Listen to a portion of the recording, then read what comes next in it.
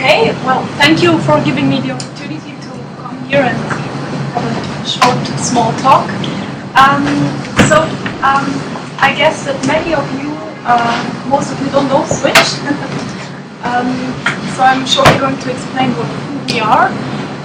We are a non-profit foundation, and we have been created in 1987 by the Swiss government and by the 8 university cantons in Switzerland. To make Switzerland more attractive as an international study place. So basically we're the Swiss NREN, this is the National Research and Education Network. And we have those kind of networks in all Europe. Every country has a National Research and Education Network, and we're the Swiss one, so we're the Swiss academic community. And as such, we provide services to the Swiss universities. So we try to create preconditions for the researchers and students and institutions of higher education so that they can work together conveniently and securely. And this starts basically with the internet access. So we provide the internet between the different higher education institutions in Switzerland, and we also build up. So, these are our services, and SWITCHportfolio is one of them. So I work, just to say what I'm doing, I'm not only taking care of the ePortfolio service, but basically I'm community coordinator for the Swiss e-learning community. So we have a lot of people working as e-learning specialists at different higher education institutions, and that they don't do each their own projects alone by themselves, because we tend to do this in Switzerland. We have 26 cantons, and each canton has, or states as you would name it here, each state has its own laws and projects, so each would work by themselves. So my task is to get people together, to link them so that they can work together on a project. And the e-learning community has a lot of different projects, ePortfolio is one. So, and for Switch, we offer as ePortfolio service for the Swiss universities. So, it's a new service. We have it since 2014 only, and we are using Mahara, of course. That's why I'm working together with Christina, luckily. And we have an update cycle of once a year. Currently we are employing the most recent Mahara version. I think it's 1504. And yeah, we have 6 universities subscribed so far. It's maybe not seem that much to you, but we're a small country, but we're starting. So the task I have is to promote ePortfolios, the use of ePortfolios in Switzerland, because ePortfolios so far are not that known in Switzerland. It's more used in the English-speaking countries, but we're trying to promote it. So we provide the second level support for the universities, and the universities themselves have subscribed to it, offer first level support for the students. So it's also possible to have, for the universities who would like to try, to have a test subscription of 3 months maybe, or if someone, an individual would like to test it, and also for 1 month test subscription to see how it works. So we use it in different bachelor and master courses, but also we're starting to use it for e-assessment, because we have also a large e-assessment community in Switzerland. So let's see, but it's all very new to us as well. And so far, I heard from the students that they, in general, they have good acceptance of the ePortfolio ePortfolio Mahara tool. However, it could be a bit more user-friendly, and it's not that easy to get into it. And some people have also started to use Mahara as a private cloud service. So we have, luckily, to promote the ePortfolio in Switzerland, we have a special interest group, ePortfolio, the SIG ePortfolio, which is constituted by members of the Swiss e-learning community. The Swiss e-learning community is called EduHub. This is what I'm doing, mainly coordinating this community, and we have around 850 members in Switzerland, consisting of people employed by Swiss universities, doing e-learning at the universities. And the SIG is part of this e-learning community. So we, as I said before, we would like to promote e-portfolios in Switzerland in general, also to promote the service of SWITCHportfolio. And we want also, so far, the situation in Switzerland is that if a student has an e-portfolio at his institution, when he leaves the institution, he will lose access to his e-portfolio. So we're trying to change this now because we have a new service called SwissEduID, the Swiss Academic e-identity, which is a lifelong identity. And with this, if it's free for everybody, you don't have to be affiliated to an institution. You can get an e-identity, and then with this e-identity you can export your e-portfolio and have SwissEduID as your institution. And well, the export is based on Leap 2A, so it works. But we're also in the starting with this process, so still trying to find a good process. We're seeing with Catalyst at the moment that we can insert a button where people could just, students could just click on the button, export my e-portfolio, and that they don't have to go through this process, which might be a bit complicated. Well, yeah. Coming back to the special interest group, the special interest group does several activities. They organize a national workshop once a year for e-portfolios for whole Switzerland, and well, we have around maybe 40 to 50 people joining.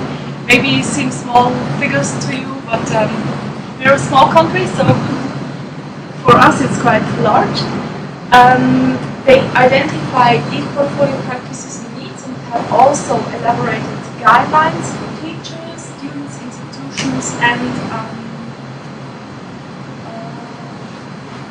well, of course, I've forgotten about it, but well, they have elaborated different guidelines for different stakeholders. And if you would like to look into it, you can go to eduhub.ch, and then you will find the special interest group. Well, these are the guidelines for institutions, teachers, and students I talked before.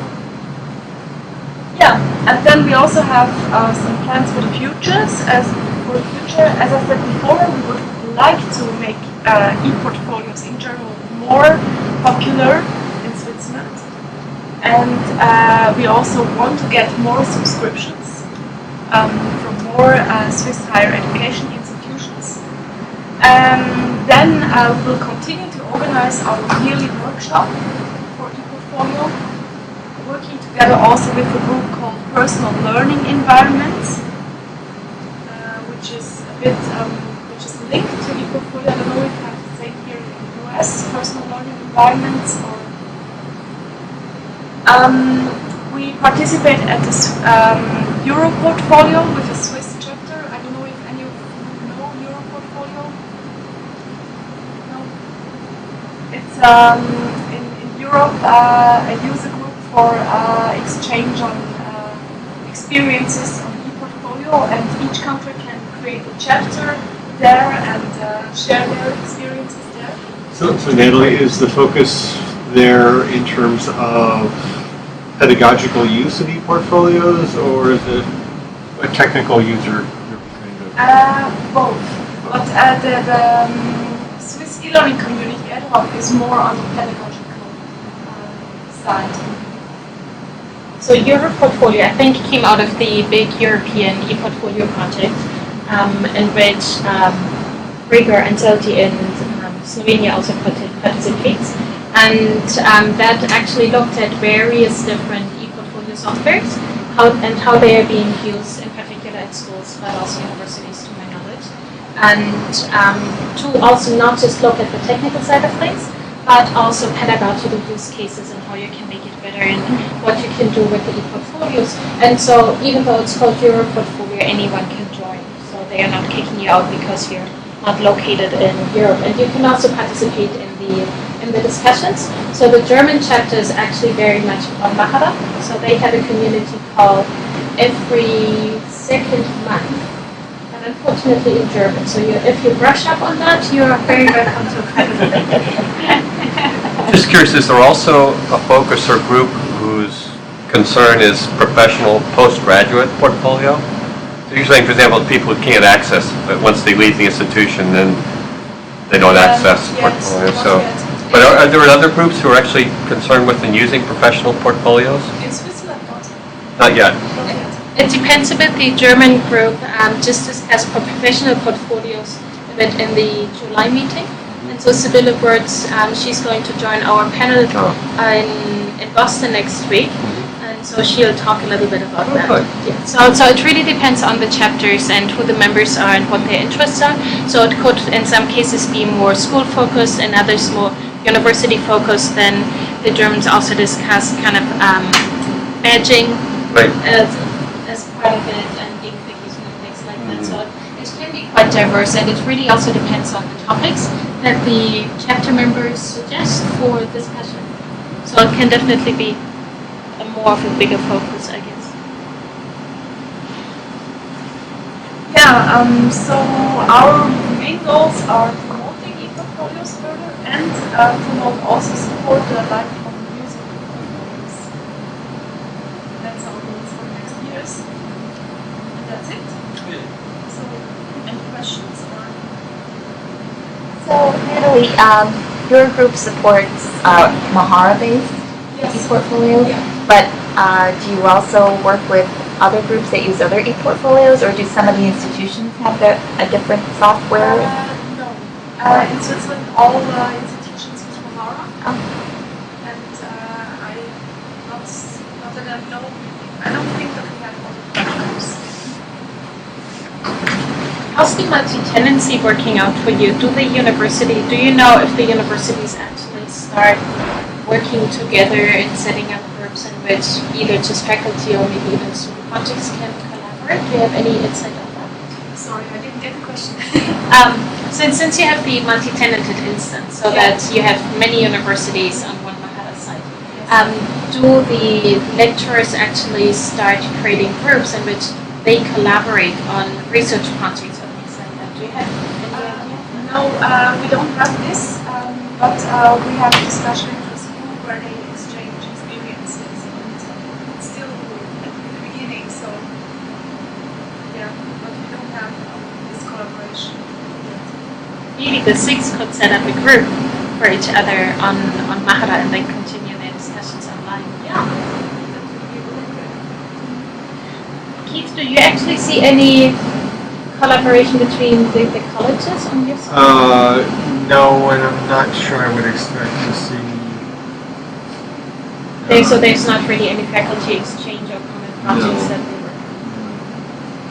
This is just this one thing about the Epsilon product that I really like is once you go set your profile up, there's metadata about you that's known to the community. Say, oh, maybe you'd like to meet, Dr. Alex Powers because he's doing similar research and, such and such. So it's identifying, you would never make these connections otherwise. I don't know, I think that's a really great, once you've done your profile, there's a real opportunity for other people to know that, you're one of a community of people who are, invested in this particular focus, research focus or interest or whatever. Yeah, We used Epsilon for a short time before Mahara too, and that was intriguing. I guess that was really, well, I guess in some ways the social networking has taken over that role, right? Yeah, that's right. So to what extent could ePortfolio be part of that kind of networking? That's a really good question. So, Natalie, your group is providing support at the university level. Yes. And you say that Mahara is universal across Switzerland. Is there activity at the pre-college level with ePortfolios? Yes, there is as well, but that's not our focus because our foundation is really for university level. Right, yeah. But I know New Zealand, right, has kind of a cradle to grave portfolio approach. It seems like a situation like Switzerland might also be amenable to that kind of. Whereas I don't.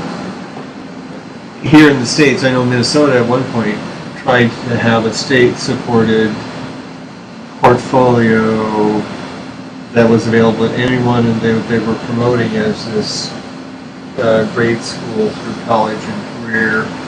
And I think they just shut it down. I think I read something recently that it was getting abandoned. They were abandoning it. Minnesota? Yeah. Was that OSP from Paul Troyer's No, group? that was, I think it was called eFolio. eFolio. in Minnesota, and it was available to everyone so that you could also use it for your employment.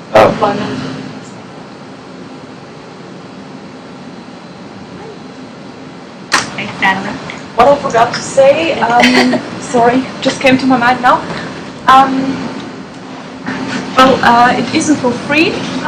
Per institution, we charge around 5,000 Swiss francs. It's more or less the same dollars per year. And the students, the alumni, if they leave the institution, they have to pay for their ePortfolio, like around $30 per year. So unfortunately, we don't have this alumni service. But fortunately, we are much cheaper as universities if you want to study in Switzerland, and you pay maybe 1,500 per year. So you have money left over to pay for ePortfolio. Yeah. That's great. Thanks so much.